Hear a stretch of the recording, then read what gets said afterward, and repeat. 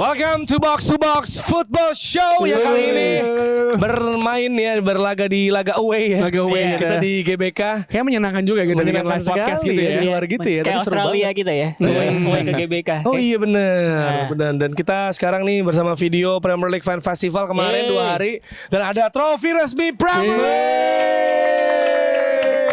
League. Ada podcast lain bikinnya di depan Premier League. Betul. Makanya kita kan juga ini karena spesial ya. Kita juga mengajak Basya dan Ali dari Grobol.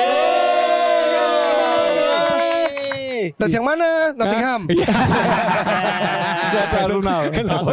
Bilang gitu ya. Terima kasih video yang sudah mengundang kita. Kemarin juga sempat ada ini ya, penyuluhan. Gimana kalian bahas apa kemarin sih? Kemarin tuh sebenarnya kita ngebahas ini fans club. Karena ada beberapa fans club dari ada yang official, kecuali satu doang dari Manchester United tuh nggak official. Fans clubnya kebanyakan. Tapi ada City, ada Spurs, ada Arsenal, ada Chelsea, Liverpool, sama United. Ada 6 fans club lah. Pokoknya kita ngajak ngobrol. Terus kayak musim ini ekspektasi seperti apa. Terus kita bertanya kepada para fans itu, apa sih yang kalian pikirkan atau pendapat kalian tentang fans ini? Kayak misalkan gue nanya ke Ali deh, Ali menurut lo fans Arsenal tuh kayak gimana gitu. Terus ada yang jawab fans Spurs. Emang ada ya fans Spurs ya? Gitu. Tapi banter-banter sehat gitu loh. Banter-banter sehat gitu.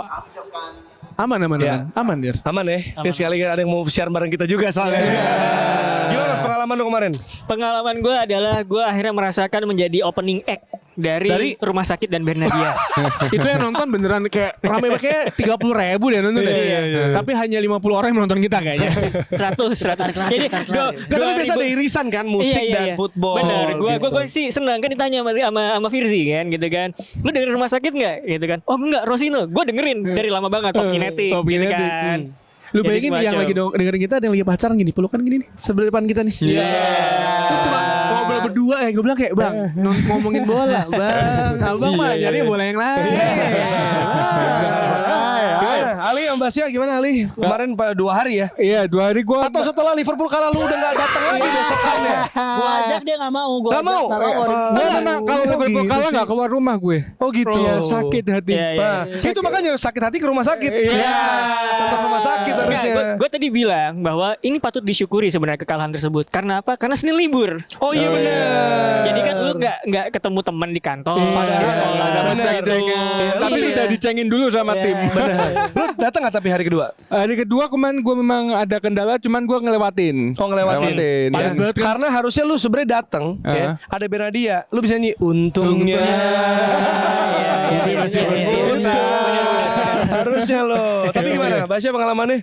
Seru sih di hari pertama. Tadi gue datang sebenarnya nggak dari siang, gue datang agak sore. Sore pun udah rame banget ya. Apalagi kalau Coach Justin ada ya? Gue datang setelah coaching. Setelah Coach Justin. Oke. Dan gue datang tuh gue ketemu lu juga kan. Ya. Itu ketemu lu, terus gue masuk lihat exhibitionnya segala macam. Dan di situ juga ada apa kayak culture kita juga kan, ada yang jersey juga. Ada main FIFA juga. Oh iya, tanding FIFA finalnya ditayangin lagi. Seru banget. Gue gemes banget kan finalnya City lawan United ya. United ternyata seperti di EAFC yang itu kompetisi ya. Sama seperti kehidupan nyata. Iya, dibantai. Itu pada nggak nonton MU loh, pada nontonnya IFC semua.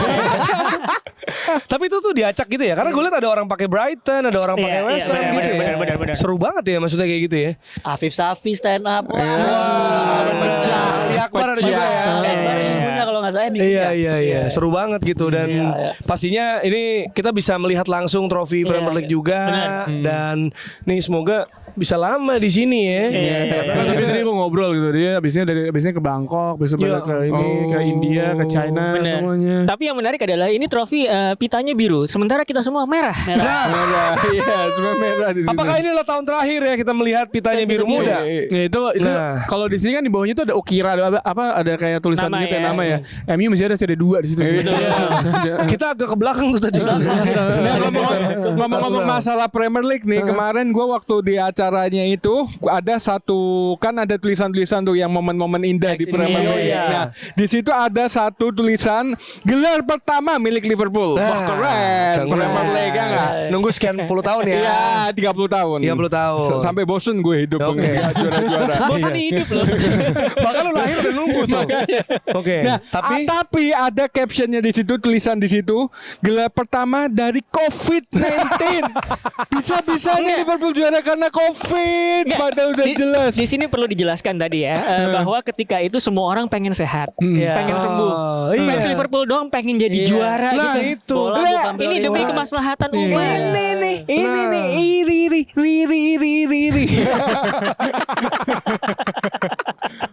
Padahal sebelum COVID poinnya jauh sama Manchester City. Apalagi MU Arsenal itu nggak kelihatan. Ya ampun. Tapi gue aja gak sadar ada Liverpool yang selebrasi. Makanya itu kan gue bilang kan semua orang ingin sehat. Tapi itu prioritas. mungkin itu bukan salah kita karena media saat itu fokusnya penyembuhan COVID, tapi ada media mungkin banyak yang memberitakan Liverpool juara, tapi ya nggak semasif soal vaksin, soal apa. Soalnya Kita ada main paradenya petasan. juga. Betul apa? Main petasan tuh. Juara kok nggak diparadein. Musim ini Katanya fans banyak. Yang angkat piala kok social distancing. jaga jarak. Ya, dia.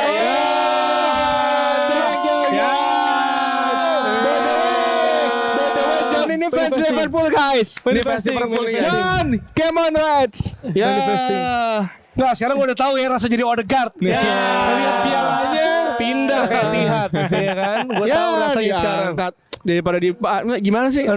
Besok video ngomongin replika aja gimana gitu ya. Itu asli soalnya ya. Asli. Itu dia kata sama Rodri dan kawan-kawan.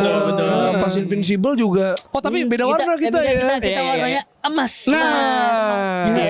Setara 6 UCL tuh. Tapi imbangnya banyak. Iya, 12 Yang kali. penting 12 kali. Terus rekornya berhenti di mana? Di Old Trafford. Yang wasitnya. Oke, tapi kita bahas pertandingannya ya. Iya. Kita bahas kemarin Man City. 4 dulu nih. pertandingan sempurna. Yes. Dan Erling Haaland happened again. Tapi dia kan kemarin lawannya Brentford. Sebelumnya lawan siapa lagi? Oh, pertama Chelsea ya? Iya. Chelsea terus udah ketemu siapa lagi tuh? West Ham, Brentford, Ipswich. Nah, itu tim-tim yang menurut gua visible di kalangan City. Chelsea. Chelsea awal musim. Chelsea awal musim. Chelsea biasa Enggak, Chelsea awal musim. Musim belum ini kan juga pelatih baru semua skema yang baru dan menurut gua visible di kalangan nama City semua dan emang Haaland itu kan menurut gua tanpa Julian Alvarez yang dijual. Ya walaupun ada mas-mas GBK people. Love GBK. Tapi maksud gue tanpa ada Julian Alvarez dan Haaland kan kemarin siapa Virzi ngomong atau lu ya yang main 90 menit full mulu. Ya hasil 8-9 gol ya. 9 gol dari 4 pertandingan. Tapi apakah bertemu dengan nanti pas udah Liga Champions udah mulai terus nanti udah ketemu tim-tim Liverpool, Arsenal, tim-tim yang kita bisa bilang sejajar dengan mereka, apakah mereka tetap bisa tampil sempurna itu masih pertanyaan karena menurut gue terlalu dini kalau bilang ya City poin penuh tapi season masih panjang ini kan maraton kan. Tapi menurut gue Haaland tuh gila loh. Jadi kalau misalkan lihat 9 gol dalam 4 laga berarti kan rasio per gol pertandingannya itu 2-3 gol kan ya. Jadi emang menurut gue sebelum musim ini dimulai kita udah pernah bahas di preview bahwa gue merasa bahwa City musim ini Pep Guardiola bakal sedikit rely sama individual gitu karena terbukti mereka punya 2 sayap yang jago. Pertama kemudian Savinho, terus kemudian Jeremy Doku tuh kiri kanan gitu kan. Karena biasanya kan dia kan yang jadi sayap tuh pemain-pemain yang tipikal bisa masuk ke half space. Nah, ini pemain-pemain yang nusuk yang bisa dribble gitu. Jadi ketika sebuah taktik buntu dia bisa rely sama kedua sayapnya tersebut. Tapi kita juga nggak bisa ngelupain Erling Haaland ini loh. Emang dari Dortmund udah kelihatan. Dulu di Dortmund itu XG-nya dia itu kecil, tapi jumlah golnya lebih banyak dari XG-nya. Yang mana artinya adalah ketika peluangnya kecil, dia bisa maksimal jadi gol. Itu yang luar biasa sebenarnya. Ya, Bas, kita akan melawan City minggu depan away kan? Iya. Ini gimana? Ini gimana? Kalkulator loss enggak? Enggak, kalau enggak. Cuma kita harus punya. Gue lebih pede kita bisa nge-keep Haaland. Oke. Tapi yang gue takutin justru kita nggak klinis. Nah, itu sih. Itu bener juga. Problem musim lalu kan itu juga. Tapi itu Good kemungkinan menurut gue kemungkinan terjadi. William Saliba ngantongin Haaland, tapi kemudian sayapnya itu gimana nge-contain-nya gitu. Ben White sama ini kan ya. Julian Timber bagus kemarin. Kemarin tapi Son kan dikantongin tuh sama Ben White. Dari kemarin gue ngeliat Sterling udah kayak keinget Sterling di City deh kayak sama Chelsea yang lihat dia shoot nggak di shoot di dribbling lagi di capping lagi aduh beratnya Sterling di situ tapi Martinelli pun kebaca ya decision makingnya. Tapi masuk gini kalau Martinelli juga kita nggak pernah tahu loh karena bisa aja dia mainnya kurang tapi kayak tahun lalu golin lawan City bisa aja gitu kan. Bisa aja gitu. Gimana lo ngelihat City nih? Kalau gue ngeliat City musim ini ya, Yang bikin lo pasrah kan sama gelar. iya makanya gue udah sebenarnya males ya nonton City lagi ini 4 piala ini. Kalau musim ini kemungkinan besar bisa jadi antara Arsenal atau City yang juara menurut gue ya pribadi. Liverpool Masih kan sama udah, kayak tahun lalu ya? Masih Musim sama lalu kayak ya? tahun lalu dan City bakal lebih on fire karena ada kabar gak enak juga dari City sebenarnya. Kemungkinan besar si Pep Guardiola bakal meninggalkan City kan. Kalau juara, Gue kira kabar gak enak itu 115. Itu juga gak enak, tapi maksudnya kalau itu visible tapi belum terlalu terbukti, belum ada belum ada Itu bisa sanksi lama, juga. itu bisa lama. Saya rasa kalau juara lagi baru Pep cabut kayak udah gak ada tantangan. Iya, makanya. pas udah bergelar di Barcelona. Tapi kalau terpleset musim ini bisa diperpanjang loh. Bisa diperpanjang. Cuman kalau memang ini happy ending bagi City dan Pep Guardiola bakal keluar kan menjadi momentum yang dimana dia harus menunjukkan bahwa Pep Guardiola ini master class gitu loh. Ya. Nah, 5 itu. ya, 5 beruntun. lima Belum pernah beruntun. ada pelatih yang 5 beruntun di era Premier League. 4 juga belum ada kan? 4 juga belum ada. Tiga juga belum ada, tiga. Tiga Ferguson. 2 kali. Nggak dianggap itu mah. Sakit hati. Gue balas. Ini. Gak apa-apa. Proper Liverpool fans. Iya. Enak ya bentarnya pas.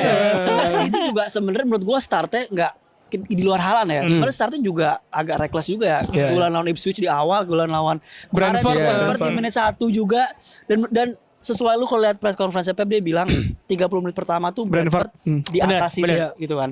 Dan menurut gua lagi-lagi ya individual brilliance saja. Jadi City belum up to gear ke gear 4 gitu Yeah. kalau bahasa kayak Luffy nih. Belum ke gear 4 Iya. Gua bakal ngelihat banyak kejutan juga dari City. Menurut gua City nggak akan cuman one man di Haaland doang. Tadi dibahas juga sama Bang Rossi. Kualitas dia kanan kirinya belum, Gundonya belum, gua juga feeling Grealish juga akan balik back to his best juga, walaupun mungkin akan lebih jarang main, tapi ketika main dia akan sangat penting. Rico Lewis bakal jadi pemain lebih pivotal di City.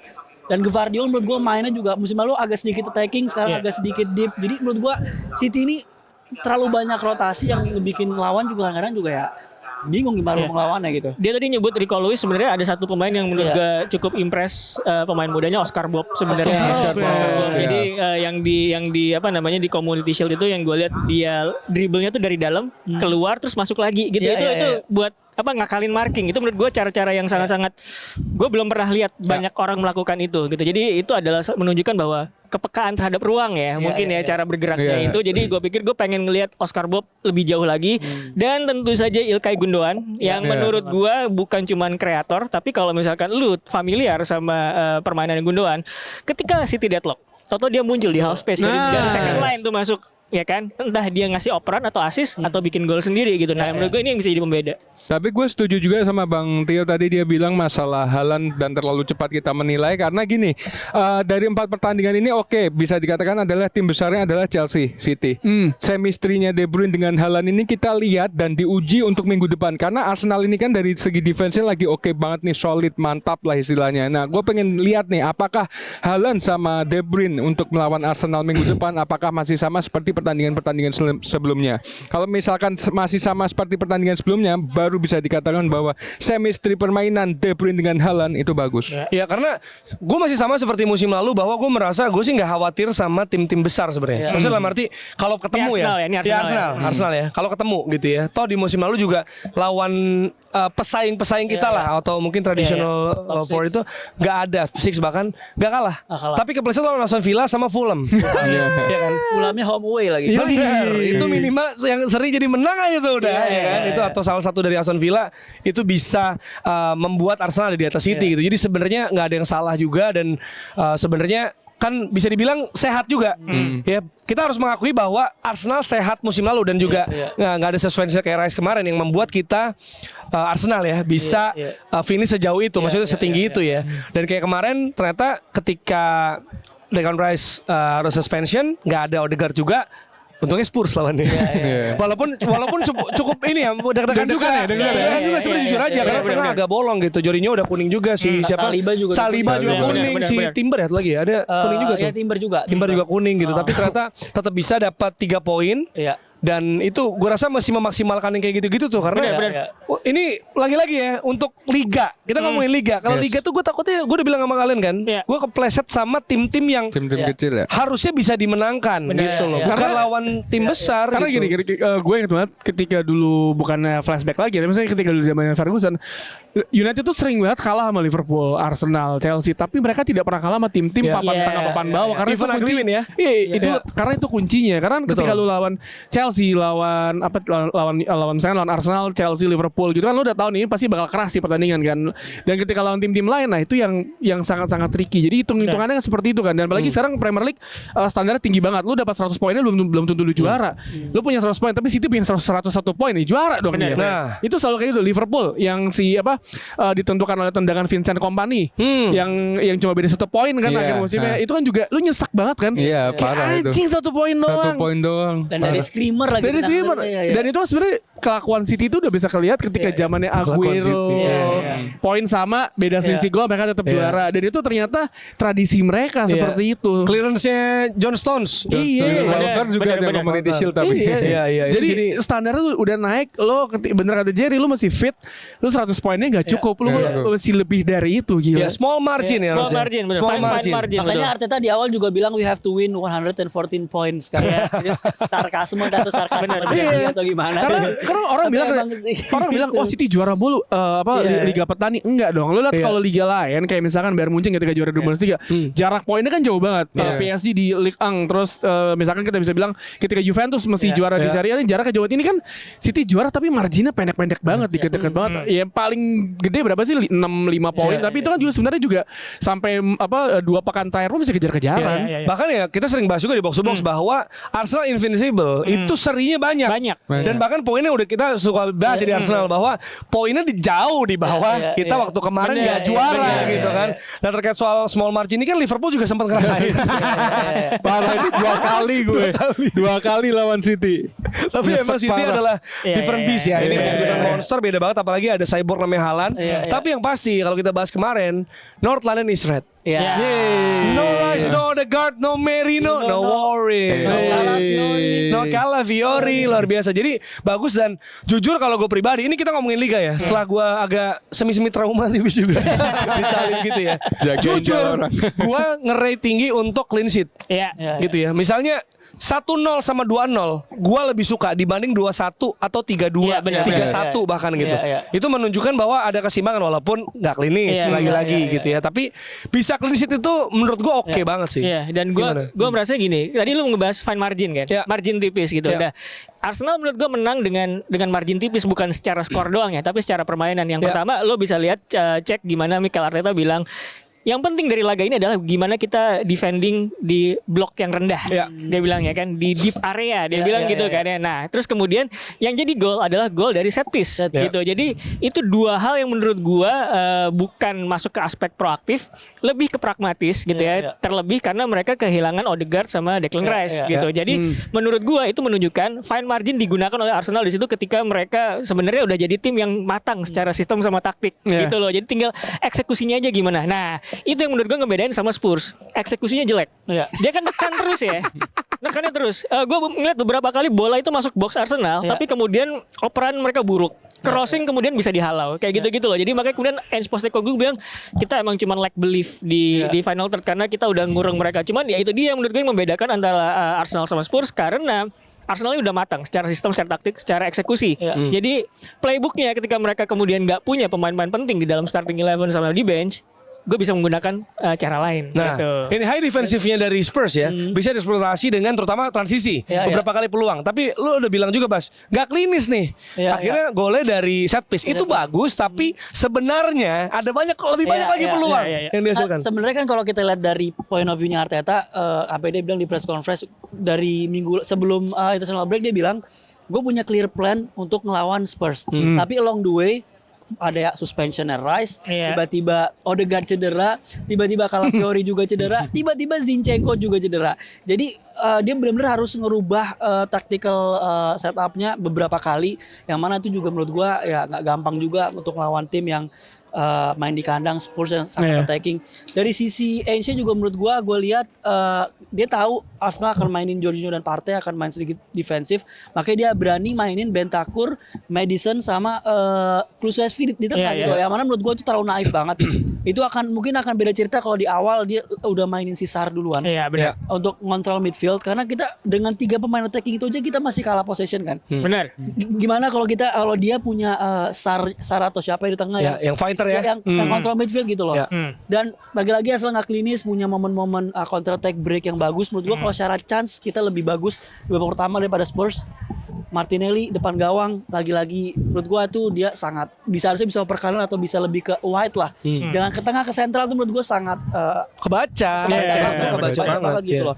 Terus kita bicara soal Ben White di awal juga agak kelimpungan sama Son, tapi walaupun akhirnya bisa recover juga. Dan sebenarnya poin yang paling tanda tanya adalah kenapa nyerangnya justru dari sisi Timber. Padahal Benar. kita tahu Ben White lebih jelek di match itu, lebih ada lebih main lebih reckless gitu lah. Tapi justru Son diisolasi di kiri, justru banyak main kombinasi di sisi kanan. Gitu loh. Itu yang menurut gue juga salah banget sih. Gitu. Lawan City nggak bisa begitu tuh. Karena dia cukup lengkap gitu. Gimana yuk lo ngeliat? Iya, sebenarnya gue sejujurnya gue nonton Arsenal Spurs tuh 20 menit terakhir lah ya, ngelihat si Spurs. Jadi gue lihat dong. Iya, tapi kan habis itu kan gue berpikir Spurs tuh nyetak gol dong. Terlalu banyak keputusan bodoh dari para pemain Spurs yang ngebuat Arsenal ya udahlah, gue tahu lu nggak bisa ngapa-ngapain, dan ada peluang dari sisi kanan yang seharusnya lu bisa crossing tapi malah ya Spurs just being Spurs aja lah. Maksudnya sebenarnya Arsenal bukan tanpa celah, ada celah, dan kalau itu terjadi ketika lawan City itu bakal dihukumnya selesai sih Jer. Karena ya Spurs ada momen Son udah masuk di depan kotak penalti, bener kata lo, lack of belief, kayak gue mau passing kemana, lu nggak tahu kemana, salah umpan dan lain-lain. Jadi kayak ya ada PR sebenarnya bagus buat Arsenal, tapi ada PR juga buat Arteta, lu nggak boleh main sebebas itu ketika melawan City kan. Iya, dan tadi gue sempat konten sama Basya ya di Arsenal Fox. Gue bilang bahwa ini kayaknya bisa jadi imbang, tapi gue harap prediksi gue salah gitu ya. Kemarin nyaris berakhir imbang, tapi walaupun kalau Arsenal Spurs tuh biasanya gede tuh 3-2 sama gitu, angka gede minimal 1. Kemarin wah ini masa 0-0 sebelum akhirnya ada Gabriel gitu. Nah, dari fans Liverpool yang nggak bisa golin juga lawan Nottingham Forest, harus kita ekspor di situ. Gimana lo ngeliat North London Derby kemarin? Kalau gue ngelihatnya gini, dari 10 menit awal itu kelihatan banget bahwa Spurs lagi mengimbangin ya pertandingan itu. 73 sama 27% possessionnya, Arsenal 27%. Nah dari permainan itu justru gua malah senang banget melihat permainan dari Kai Havertz. Kai Havertz itu tipikal pemain yang tinggi, dan biasanya pemain tinggi itu susah dari belakang untuk ke depan lari.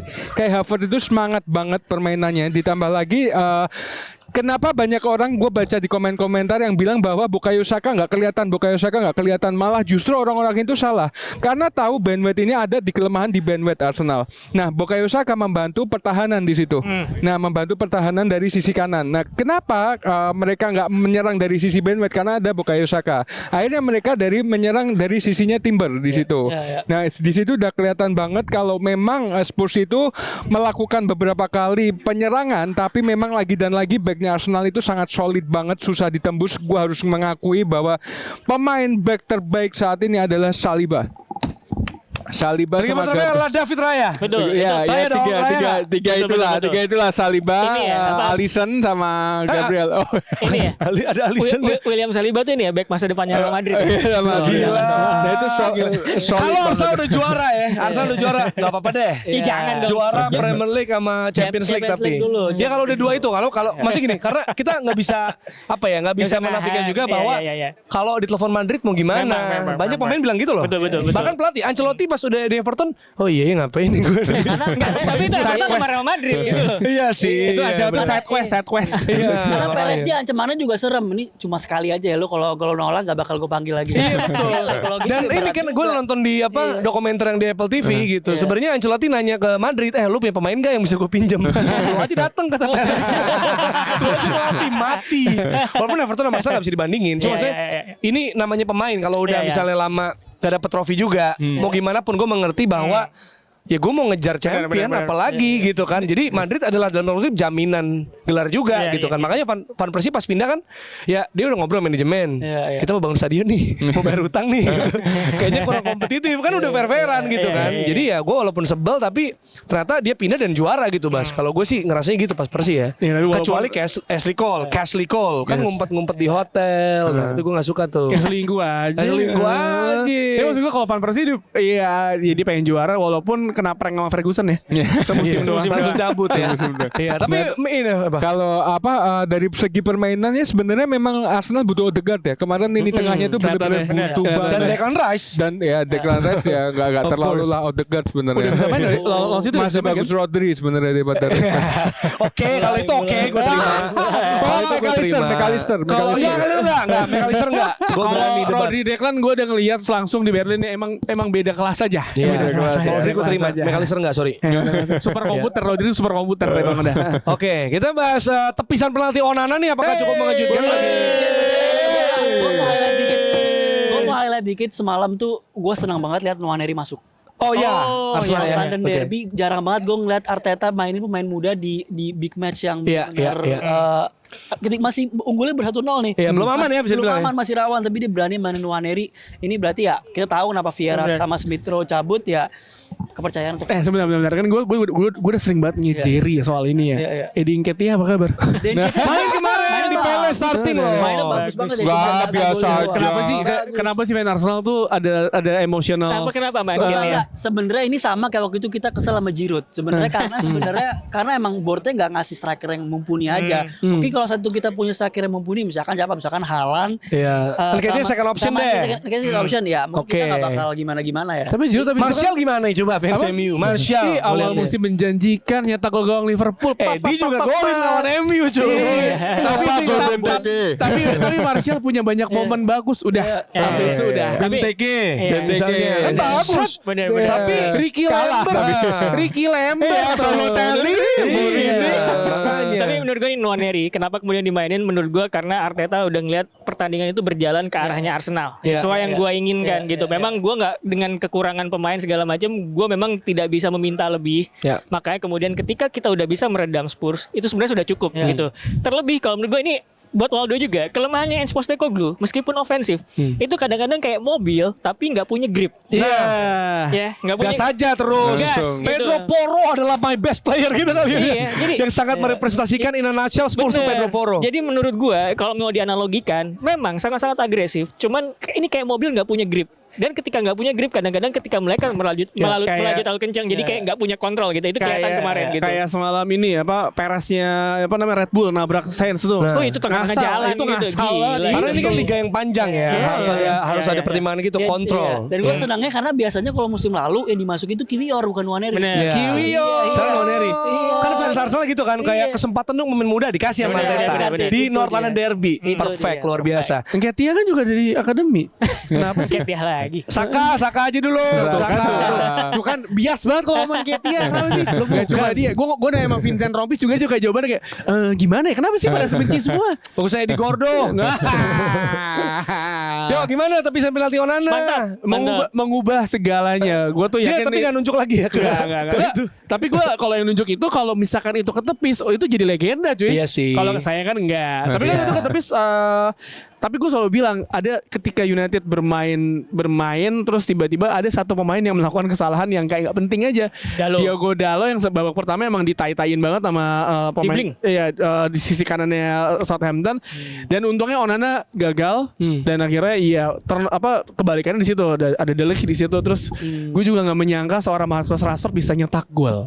Terakhir kali nyetak gol bulan Maret. Terus sampai akhirnya si Bruno Fernandes bilang tuh hairback, goal back gitu kan. Kan rambutnya berubah jadi kayak pas pandemi tuh. Karena Soton gak sih lawannya? Iya, karena Southampton peringkat terakhir. Katanya juga Onana sebelum match itu nelpon dulu sama Martin Paes. Dia nanya tapi kan ketika United musim ini kan gue tuh ngelihat salah satu yang kehilangan adalah ketika Liverpool Mason Mount dan juga kesalahannya Casemiro kan. Tapi kemarin akhirnya di recover sama Christian Eriksen, Kobbie Mainoo di mana Kobbie Mainoo lebih di belakang dan Ten Hag kayaknya sadar bahwa ketika dia memaksakan Casemiro main deep di antara De Ligt sama si Martinez ketika lawan Liverpool, itu jadi bunuh diri mereka kan. Kebobolan langsung baik banget kan. Dan akhirnya ini terjawab di mana dengan duetnya Eriksen sama Maino, ini oke lah ngelihatnya. Tapi ada sedikit shaky ketika mereka udah menyerang, shape-nya tuh suka berantakan karena kan resiko ketika lu main high press, lu juga beneran maju banget sampai ketika di counter attack beruntung lawannya tuh Southampton.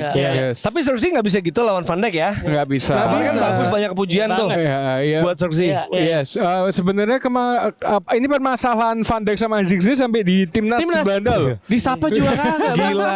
Gak seperti ini Enzo sama siapa? Martinez. Iya kan? Foto bareng tuh. Lah Martinez habis dibantai foto aja sama McAllister kayak Ayo Martinez sorry.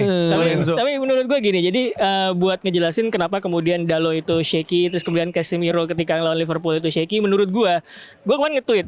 Jadi kalau melihat bagaimana cara mainnya Erik ten Hag, memang ada struktur, cuman dia itu kebebasan pemainnya tuh dikasih lebih gitu loh. Empasisnya itu kepada individual gitu. Ada beberapa posisi dan role yang menurut gua itu bakal rawan di sistem tersebut. Pertama DM, yang kedua dua sisi center back dan dua sisi full back. Itu kenapa kemudian Dalot itu agak ditai-taiin di babak pertama gitu. Jadi itu lu bisa ngeliat karena dia strukturnya agak jauh-jauh gitu. Empat posisi tersebut yang bakal kemudian jadi kena pukul sama lawan. Kita lihat Kobbie Mainoo di game lawan Liverpool itu dikepung, makanya kemudian bikin kesalahan. Terus kemudian game kemarin jadi DM juga ground covernya dia banyak banget gitu. Bahkan ketika dia bawa bola dia bingung harus cover kemana karena udah keburu dikepung sama pemain Southampton. Jadi mungkin itu kritik buat Erik ten Hag ya. Jadi karena dia mungkin ketika dapat bola pemainnya udah langsung harus maju gitu, jadi agak ngerenggang. Dan ada beberapa posisi yang kemudian ketika diserang balik itu jadi rawan gitu. Jadi itu yang bikin menurut gua nonton Man United tuh bakal deg-degan karena dia emang tackling risk-nya gede banget. Masih Erik gitu ten ya? Hag gitu. Masih Jadi banyak PR berarti ya? Masih banyak PR gitu. Walaupun gue pikir sih kalau Tio bilang kan kalau itu penalti gol bisa kalah. Gue sih keyakinan adalah kalau penalti itu gol masih bisa comeback. Masih bisa comeback karena gue ngeliat ketika lawan Brighton kebobolan duluan bisa comeback. Cuman kan kemudian kontrolnya hilang tuh. Gitu. Tapi ketika United sedang mengejar comeback, mungkin dia bisa menyambar duluan. Tapi setelah itu tuh ada sesuatu yang menurut gue nggak bisa jelaskan dengan kata-kata. Tiba-tiba tuh chemistry-nya hilang atau apa, out of position-nya di mana, Bruno kemana. Jadi kayak gue lebih percaya kalau misalnya itu gol, presentasi kemenangannya lebih kecil dibandingkan kalau itu nggak gol. Nah itu gue ada jawabannya tuh. Kenapa kemudian ketika udah nyamain kedudukan kadang-kadang suka loss gitu. Itu chemistry-nya hilang. Itu menurut gue karena kalau yang kejadian lawan Brighton ketika udah 1-1 yang dimasukin adalah pemain-pemain yang bukan tipikal kontrol permainan. Permasalahan gak ada pilihan lain bang. Betul. Tapi enggak. dia tuh pengen bola langsung ke depan terus jadi gol gitu. Nah karena kemudian kan di tengah tinggal Mainoo sama Casemiro gitu kan kosong berdua doang. Ya udah dihantam balik. Oke, apakah kita sebagai fans Arsenal harus waspada dengan Man United? Waspada sih enggak ya, tapi ngapain waspada? Tapi gue salut banget kemarin, gue nggak tahu sama Zirkzee karena gue merasa Liga apa bagus banget ya. permainan MU tuh bener-bener kayak Zirkzee yang ngatur pace-nya gitu. Ya. Itu ngingetin gue sama link up play ya. sama Firmino-nya Liverpool. Benar. Menurut gue karena Ahmad sama Rashford bisa hidup tuh karena Zirkzee menurut gue. Zirkzee sama Bruno sebenarnya, tapi lebih menurut gue di Zirkzee bisa ngurangin egonya, turun link up segala macam gitu loh. Dan dia menurut gue kelemahan dia sekarang ya tinggal finishing ya. Tapi itu bener sih. Maksudnya kalau dibandingin sama Firmino emang belum. Tapi kalau tipenya ya. Kalau dia bisa konsisten sepanjang musim menurut gue dia bakal bisa. Rashford sama Ahmad harus salaman sama dia lah ya berarti. Jadi Zirkzee harus ini ya, cetak gol nggak ngeliat dulu ya. Nol gol ya. Sama Zirkzee dengkulnya jaga-jaganya jangan melakukan gitu. Boleh. Itu gue sangat menyesalkan kelakuan Zirkzee ketika lawan Brighton adalah itu dia udah nggak dapat bola ngapain dia sama Glover. Ya kan naluri striker. Oke gini ya. Sekarang kita akan geser ke tim yang 3 laga pembuka begitu meyakinkan menang sapu bersih gini. tanpa kebobolan. Gini. Gue mau nyontoin pose pelatih ya. 3 pertandingan awal tidak kebobolan ya. Karena gue rate high untuk clean sheet loh. Itu keren banget loh. 3 game. Gue mau nanya sama lo, menurut lo ada nggak yang lebih mulus dari kepalanya Arne Slot? Kepala tenaga. Bukan, golnya Hudson Odoi. Iya. Berat. Kan orang masih yang dia habis menang lawan United kan Liverpool langsung wah Arne Slot jago banget nih membedah strateginya Ten Hag, tapi Anda membedah strategi Anda sendiri. Parah emang, Pelatih mana yang mau ngasih tau strateginya di publik? Iya. Ada ternyata yang lebih keras dari sundulannya Gabriel ke gawang Spurs. Kata kerasnya hari-hari Liverpool. Semua fans berbahagia timnya menang, gue merenung. Kemarin pas dia menang 3-0, dia di gerombol tuh dia nyanyikan pagiku cerah. Melihat MU kalah Dengan rival. Kita nyanyiin balik kemarin dia. Oke. Tapi Jer, gue mau kasih tau doang buat fans United, ketika Liverpool kalah, lu jangan seneng ya, posisi lu juga mesti di bawah dari kalah. Sisi cuma 3. Saya cuma 3, tapi masih panjang. Daripada ntar akhir musim jadi blunder buat hidup lu sendiri. Oke, Ali dan Red History. Yes. Waktu dan tempat dipersilakan. Terutama setelah mengalahkan Man United. Yes. Kesulitan menghadapi Nottingham Forest. Yang mana 2 musim lalu pernah kalah juga ya. Pernah kalah juga. Dan Henderson kalau nggak salah save banyak banget tuh. Yes. Ya kan? Sekarang kalah juga lawan yang sama dari pemain yang coming from the bench kan. Iya. Si Hudson Odoi. Itu kenapa? Apa yang salah menurut lo? Jadi gini, Liverpool itu dari musim lalu ya yang sudah disebut Bang Jerry itu kryptonite-nya Liverpool itu adalah si Nottingham sebenarnya. Nottingham sama Bournemouth. Jadi nothing ya. Nothing. Ini udah habis. Nottingham Forest tuh Liverpool nanti. Hancur. Nah, terus sama yang kedua, ini mungkin bisa dibilang suatu alasan yang nggak logis, tapi memang kenyataannya ya. Karena kan Liverpool minggu lalu habis lawan MU, 2 minggu lalu terus international break kan, yang dimana chemistry-nya itu hilang. Masa cuma karena pergi lah. Jer, itu ngaruh. Itu ngaruh. Kan kita main di tim nih, terus main di negara dengan taktik yang berbeda dan kembali ke tim lagi. Jadi kan ada perbedaan di situ. Sama yang ketiga yang gua nggak habis pikir adalah ketika Liverpool buntu, itu Liverpool benar-benar berantakan banget. Bahkan dari seorang Trent Alexander-Arnold yang dibilang passingnya sangat luar biasa, terus Mo Salah, Szoboszlai, McAllister pun itu 0 passing yang bagus, sempurnanya nggak ada. Ditambah lagi di babak kedua harus mengganti pemain seperti Darwin Núñez dan Cody Gakpo yang tidak memberikan dampak positif dari awal liga, dan semua fans Liverpool sudah mengatakan itu tidak ada perubahan. Ditambah lagi Curtis Jones dimasukkan menggantikan Ibo Konate. Lini belakangnya Liverpool kan 3 nih akhirnya, 2 fullback dan 1 back murni, Van Dijk sama Tsimikas dan si Bradley. Nah, kesalahannya adalah Trent Alexander-Arnold boleh ditaruh sebagai pivot atau membantu serangan di IMF. Tapi lagi dan lagi Bradley ini nggak seperti zamannya Jurgen Klopp gitu loh. Gampang banget dilewatin, terus golnya itu juga karena kesalahan dia meskipun ada beberapa persen dari kesalahan Konate. Nah, menurut gue memang terlalu cepat Arne Slot dipuji sih. Gua dari terlalu awal cepat Arne Slot dipuji. Terlalu cepat Arne Slot dipuji. Gua dari awal mengatakan di fanbase gua bilang jangan terlalu cepat karena walaupun 3 pertandingan ini mereka pasti berpikirnya Arne Slot itu gua mau membuat suatu rekor baru dengan 4 clean sheet dan dia akan menjadi rekor baru di dunia sepak bola gitu loh. Taunya Forest yang clean sheet. Forest yang clean sheet. Tapi bener gue setuju sama dia karena kalau tadi bilang international break nggak ngaruh lagi.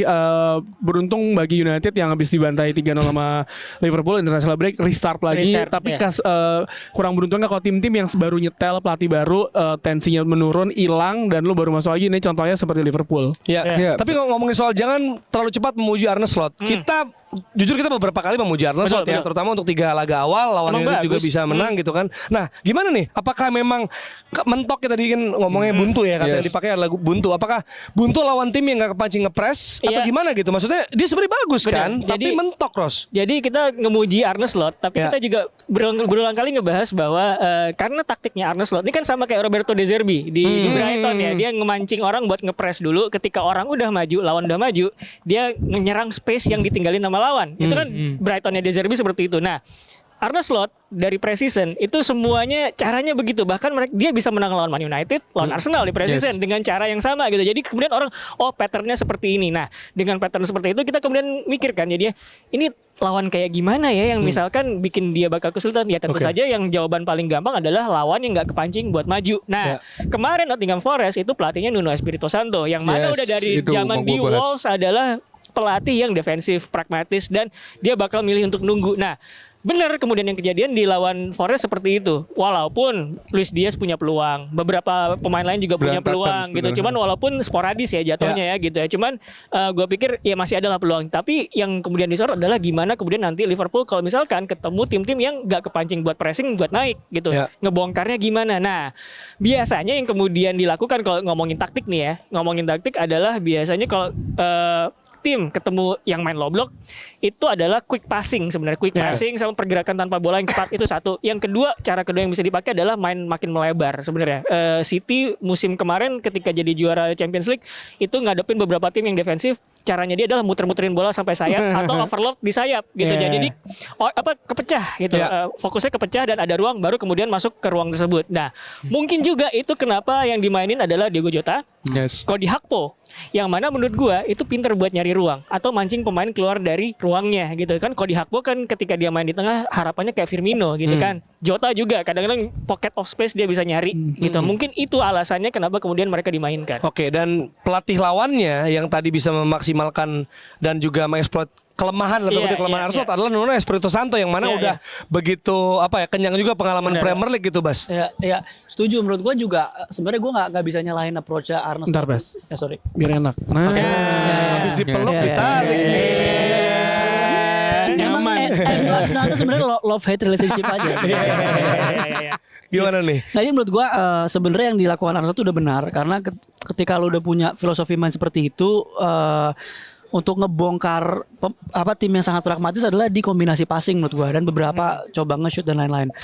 Makanya menurut gue di match kemarin tuh gue lebih nyalain sebenarnya pemainnya, bukan Arne Slot ya. Karena salah juga tadi Ali udah bilang passingnya hancur, Szoboszlai hancur, Diaz hancur, semua hancur. Jadi menurut gue itu akan different game kalau mereka semua di top performance ya mungkin bisa 2-3-0 di babak pertama menurut gue. Karena segitu dominannya sebenarnya. Nottingham Forest dapat bola dikit counter press kerebut. Jadi sebenarnya Nottingham Forest nggak sampai Odoi sama Elanga masuk sebenarnya nggak ada peluang yang berarti banget karena Liverpool bener-bener ngontrol tapi bener-bener nggak bisa kombinasi aja menurut gue. Kesalahannya di Bradley sebenarnya. Dan gue sebenarnya ngerti dari idea Arne Slot masukin Bradley dan mainin tren di tengah karena untuk pertama lebih ngontrol lagi di tengah ketika si Forest masukin Odoi dan Elanga yang dimana dia tahu punya kecepatan speed 1v1-nya bagus. Kita tahu Bradley untuk defensif sebetulnya di luar game kemarin ya lebih punya atribut lebih bagus daripada Trent secara defensif gitu. Zamannya Klopp ya. Iya. Sebenarnya secara atribut gitu loh. Karena Trent lebih attacking, Bradley secara defensif lebih bagus gitu loh. Tapi nggak tahu kenapa di pertandingan kemarin Bradley nggak bisa ngejawab kepercayaan Arsenal juga dan kalah duel sama Odo yang harusnya di situ.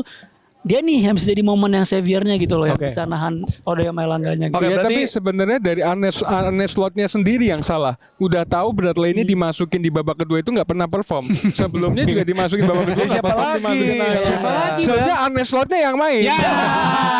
Jadi Bournemouth, Crystal Palace dan Wolves ini 3 lawan nextnya Cameron Reds. Tetap optimis 3 poin. Ini sedikit secara singkat aja disebutin aja nih karena Chelsea kan belum ngebahas nih ya. Chelsea menang 1-0, ada komentar sedikit mungkin karena nih kita harus panggil Ole juga dari Gerombol ya. Chelsea kan. Ngebahas Chelsea suka diprotes kita. Chelsea ada ngebahas sedikit sebelum kita tutup. Gak usah deh tim kecil soalnya. Bosnya. Siapa? Babang video. Iya. Nah sebenarnya kalau Chelsea menurut gua babak pertama tuh Bournemouth menurut gua main lebih bagus dari sisi dia dapat chance lebih bagus juga dan ada Minhati juga yang menurut gua ya itu emang ya mainannya striker lalu dapat bola kayak gitu di chip ya Mendy lagi Sanchez juga nggak bisa ngapa-ngapain lalu dari posisi lagi lari di chip masih nabrak tapi ya Sanchez juga bisa bisa memperbaiki kesalahannya bisa save. Menurut gue di awal secara struktural benar-benar jelek banget karena nggak ada Enzo juga di tengah. Dia mainin di tengah tuh Veiga atau Cucurella gue juga kurangnya pokoknya antara dua pemain itu belum klop aja gitu lah. Begitu babak kedua masukin si si Sancho dan Nkunku agak sedikit better karena tuh ya. menurut gue pas itu mainnya bener-bener around Sancho. Dimana kita tahu Sancho bukan tipikal winger yang running behind space tapi dia yang create gitu loh. Iya. Ya, dia yang create. Bener. Sancho, Iya. Patio, Iya, Sancho, iya. Patio. Jadi Ten Hag Eh, harus nggak apa-apa. belajar. Tapi harus belajar Chelsea gitu loh. ngasih duit buat United Iya. masalahnya. Iya. Nggak apa-apa. Gue cuma bilang buat fans Chelsea jangan buru-buru Iya. puji Sancho. Iya. Sebenarnya ini barang emang bagus, tapi kayak barang-barang KW aja. Bagus di awal, nanti tengah musim tuh kayak Iya. Jadi jangan buru-buru muji Arne Slot, jangan buru-buru muji Sancho juga. jangan buru-buru mikir MU tsunami trofi jangan. Ya, jadi Nkunku pas udah dibuang sama manajer FPL baru golin. Update terakhir adalah dari omongan soal Kanjuruhan. Ini ada kaitannya kemarin sama stadion berikut ini yang di belakang saya. Jadi ini kaitannya sama timnas kemarin kan banyak keluhan tuh soal apa namanya bagaimana crowd management, terus kemudian tiketing. Ternyata ada yang apa namanya duduk sudah nggak megang tiket, yang datang pakai tiket loh itu tempat duduk saya kok ditempati gitu. Itu gitu. hari-hari ya sih dulu juga di Tribun Media nih siapa Iya. anjir? Itu Tribun kayak- Media bener. Tribun Media. Itu kaitannya adalah dengan crowd management agar jangan sampai overcrowd gitu. Ya. Nah itu kemudian tadi gue baca di Kompas itu FIFA Security Officer bilang ngingetin bahwa ini harus diperhatikan di seluruh pertandingan di Indonesia ya. Jangan sampai overcrowd karena kita tahu salah satu faktor dari apa namanya tragedi Kanjuruhan adalah crowd management yang buruk menurut gua. Karena Gitu. mungkin ketika Pampel, ini gue mau namain kita Pampel mungkin udah nyiapin katakanlah misalnya 1000 tiket gitu. Ntar tiba-tiba ada, "Bang, jebolan bang." Nah itu yang bahaya tuh, itu yang harus dijagain. Berak lo Gitu. semuanya. Waduh, gitu. asarnya udah keluar lagi nih. Malah menang lawan Soto. Coba kalau kalah. Gue kesel banget, maksudnya kan lu udah membeli Bener, tiket bener. untuk menonton, lu punya hak. Ketika hak lu diambil lu marah dong. Nah, gua dulu tuh liputan di sini nih di apa namanya di bangku pers. Ada. Gue datang, kok ada penonton di tempat gitu. Itu harus dijaga. Ya kalau Kalau dijaga emang juga ya. kalau emang kalian gak ada punya tiket cuma bisa nobari nggak masalah. Iya. Lu tahu Sebenarnya aja. mungkin juga awareness kali karena kalau misal masuk stadion ini dia ngiranya kalau lu di satu kategori itu semua seat gue bebas Iya. di mana aja. Belum Enggak, terbiasa iya, ya, belum terbiasa. Bener sih nobar juga gak masalah gitu ya. Terutama untuk Premier League nobar boleh juga. Tapi nonton di video juga harus dong. Terima kasih buat video. Nobar Terima juga kasih yang official. buat Knombol. Terima kasih. Thank you. Untuk ternyata untuk Basya sama Ali. Ternyata Ali ngomong kayak Monres bukan cuma Liverpool tapi Manchester dan Arsenal juga. Oke, sampai ketemu